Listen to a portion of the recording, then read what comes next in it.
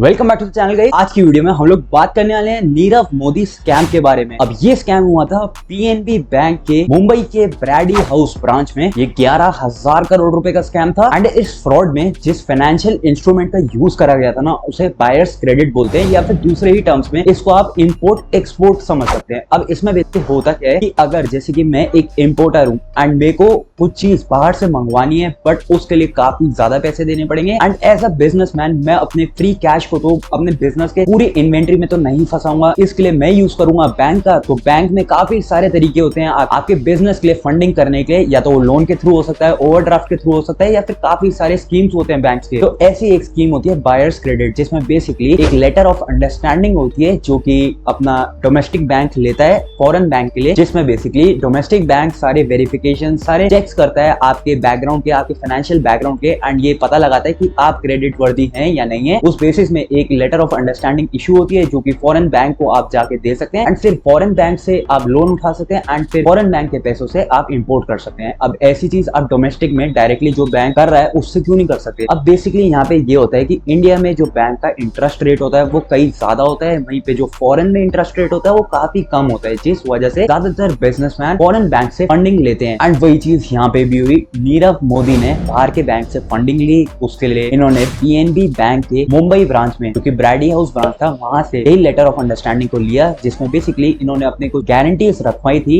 And इसके बदले इन्हें लेटर ऑफ अंडरस्टैंडिंग मिला, इन्होंने बाहर से लोन लिया। अब जो लेटर ऑफ अंडरस्टैंडिंग है, ये पीएनबी एंड बाहर के बैंक का क्या रोल है? बाहर का बैंक तो पैसे देगा, उसके साथ ही जो पीएनबी है ये गारंटी लेता है। ये letter of understanding as a guarantee काम करता है कि अगर जो नीरव मोदी है इसने पैसा नहीं दिया तो मैं यहाँ पे खड़ा हूँ, मैं गारंटी लेता हूँ कि इसके इतने सारे एसेट हैं, तो इसको बेच करके मैं आपको पैसे लौटा दूंगा। तो उस बेसिस में ही बैंक गारंटी लेता है। अब इसमें बैंक का क्या फायदा है? बैंक का यहाँ पीएनबी बैंक का यही फायदा है कि जो ये लेटर ऑफ अंडरस्टैंडिंग है एंड जो भी अमाउंट ऑफ ट्रांजैक्शन है ना, उसमें एक सर्टेन परसेंटेज इस पीएनबी बैंक को मिलेगा। अब बैंक के लिए तो ये काफी सिंपल प्रोसेस है, क्योंकि बैंक ने तो सारे चेक्स कर लिए हैं, सारे वेरिफिकेशन कर लिए हैं, बैंक को पता है कि इसके पास ये सारे एसेट्स हैं, एंड इसी बेसिस में लेटर ऑफ अंडरस्टैंडिंग मिला है, तो फ्री में एज अ बैंक को कट मिल जाएगा पैसों का, एंड इसी वजह से बैंक की सरदर्दी लेता है। बट दिक्कत थी नीरव मोदी के साथ। नीरव मोदी का कोई प्लान ही नहीं था जो ये पैसे थे बैंक को लौटाने के। बेसिकली नीरव मोदी ने किया क्या? नीरव मोदी ने लेटर ऑफ अंडरस्टैंडिंग तो इशू करवाया, बट उसके लिए जो चेक है, जो वेरिफिकेशन था, जो गारंटी देनी थी बैंक को, वो नहीं दी। इसने जो बैंक के एम्प्लॉइज थे ना, उसको ही रिश्वत दे करके अपने साइड में ले लिया, एंड बैंक वालों ने बिना किसी गारंटी के लेटर ऑफ अंडरस्टैंडिंग है ना वो इशू कर दिया। उससे हुआ क्या? इस नीरव मोदी ने जाकर के फॉरेन बैंक से पैसे लिए, फॉरेन बैंक ने जो पीएनबी बैंक है फॉरेन कंट्री में नॉस्ट्रो अकाउंट था, वहां पे पैसे डाल दिए, तो वो पैसे नीरव मोदी को मिल गए, एंड नीरव मोदी ने उन्हीं पैसों की मदद से बेसिकली जो अमाउंट इसको मिला था उस अमाउंट को यूज कर करके अपने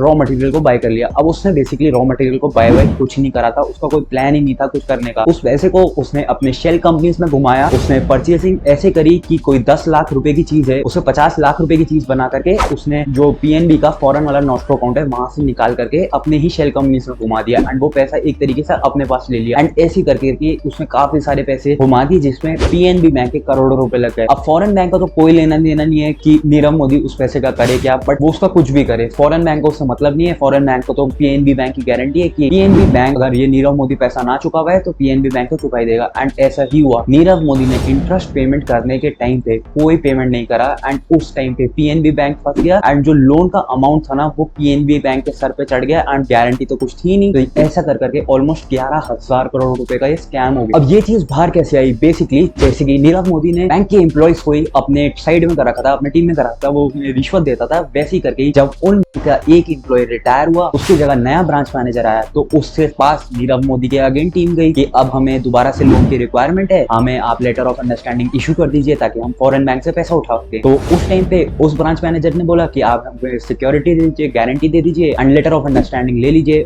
बट उस टाइम पे जो नीरव मोदी का एम्प्लॉय था ना, या फिर जो भी इनकी टीम होती है, जैसे भी ये बात करते हैं, मैं तो आपको बेसिक बता रहा हूँ हुआ क्या था ताकि आपको समझ आ जाए। तो उन लोगों ने बोला भाई आज तक तो हमने गारंटी दी नहीं, आज तक तो हमसे किसी ने सिक्योरिटी नहीं ली, आज तक तो जितने भी पैसे हमने लिए हैं वो ऐसे ही आ गए हैं। तो उस टाइम पे जो बैंक का एम्प्लॉय था ना, उसको भाई पता लगा ये चीज क्या हो रही है। उसने अपने सारे सिस्टम में चेक करा। CBS एक बैंक का सिस्टम होता है जिसमें यही सारे पैसों की एंट्री की जानी होती है, वो एंट्री थी नहीं, क्योंकि कभी कोई सिक्योरिटी ली नहीं गई। लेटर ऑफ अंडरस्टैंडिंग ऐसे ही ब्रांच मैनेजर के थ्रू बना लिया गया, जिसके बाद उस बैंक एम्प्लॉय को पता लगा कि इतने सारे पैसे तो बैंक के सिस्टम से मिसिंग है, जिसकी कोई गारंटी ही नहीं है, और ना ही उन पैसों का कोई इंटरेस्ट पेमेंट, लोन पेमेंट हुआ है। तो फिर उस ब्रांच ने CBI में कंप्लेंट करी नीरव मोदी को पहले बोला गया कि जो भी पैसा ड्यू है आप सारा पैसा लौटा दीजिए, जो भी जितना भी इंटरेस्ट पेमेंट है आप सब लौटा दीजिए। तो भाई अब जब लौटाना ही होता तो वो पहले ही लौटा देता, कुछ नहीं लौटाना था। उसके बाद उसने सारे मैसेजेस को इग्नोर करा। बैंक ने सीबीआई के साथ कंप्लेंट फाइल करी, जिसके बाद जो होना था वो हो ही गया। नीरव मोदी इंडिया छोड़ के भाग गया। अब आगे चल करके यही सेम चीज नीरव मोदी के मामा